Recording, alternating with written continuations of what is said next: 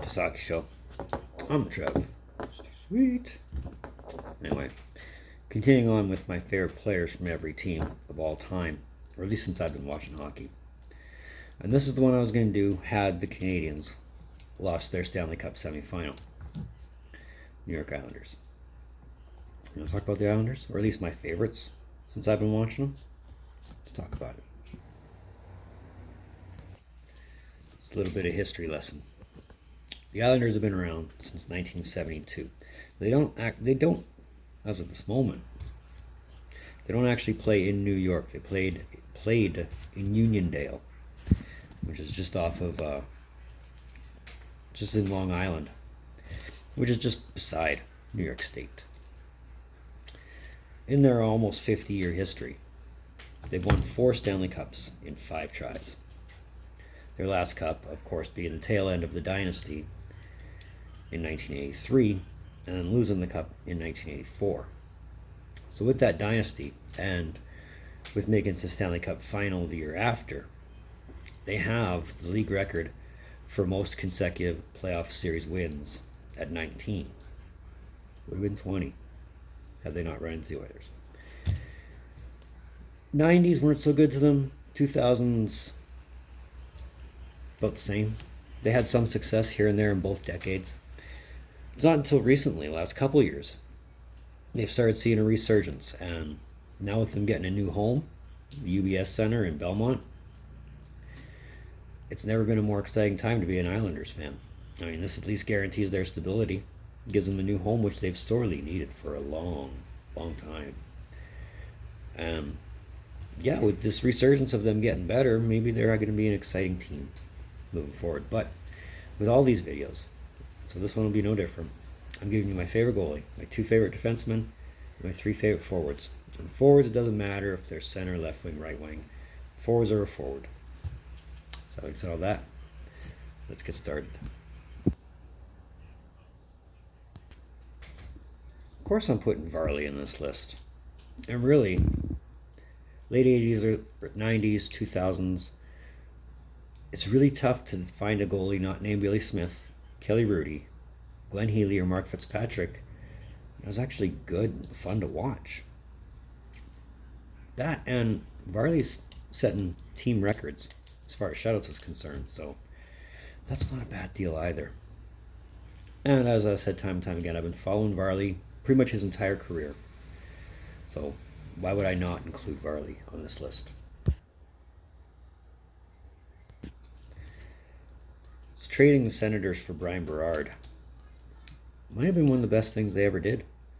You've got to remember, like I said, the 90s, they weren't exactly the best in the later years, but having a guy like Berard come on your team, win the Calder Trophy, I mean, yeah, he was only there for a couple seasons, 4 I think, before he went to Toronto, and, well, we don't need to discuss what happened in Toronto.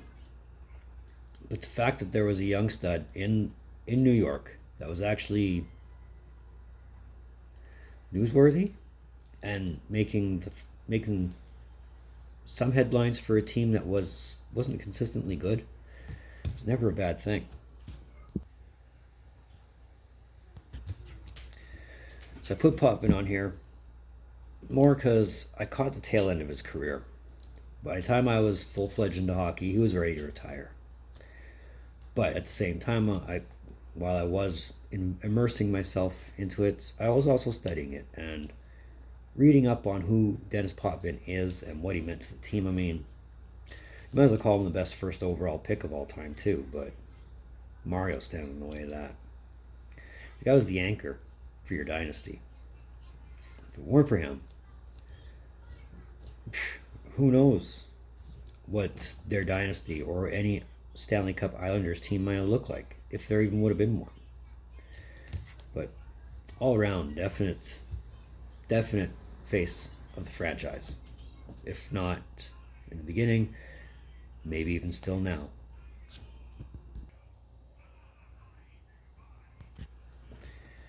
Ziggy Palffy. The guy was a goal scorer. Every year he was there. He was a consistent goal scorer. Save, of course, his rookie season, but when you're putting up high 40s before he got traded to LA. Like, was it 1 year he was 2 goals away from 50? So how could you not be excited for a natural goal scorer on a bad team? And his time in, like I said, his time in New York was short. His time in the league overall was short. But man, that guy could score.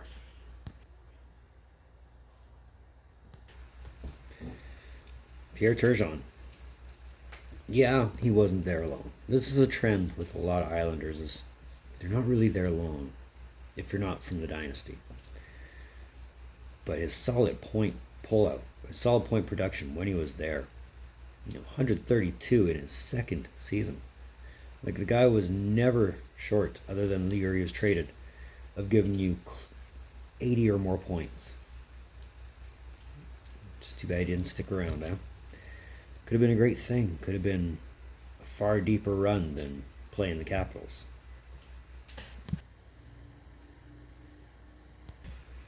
Of course, we're going to add the guy they traded to get Turgeon, Pat LaFontaine. I mean, come on. Solid goal scorer all the way through. I mean, when I started watching hockey, of course, he was still high mid 40s. I think he popped on for 50 before he got traded to Buffalo, but soft hands, and the guy could skate circles around everybody. Definitely one of the first superstars that I took an interest to early on. And yeah, it's a shame he had to.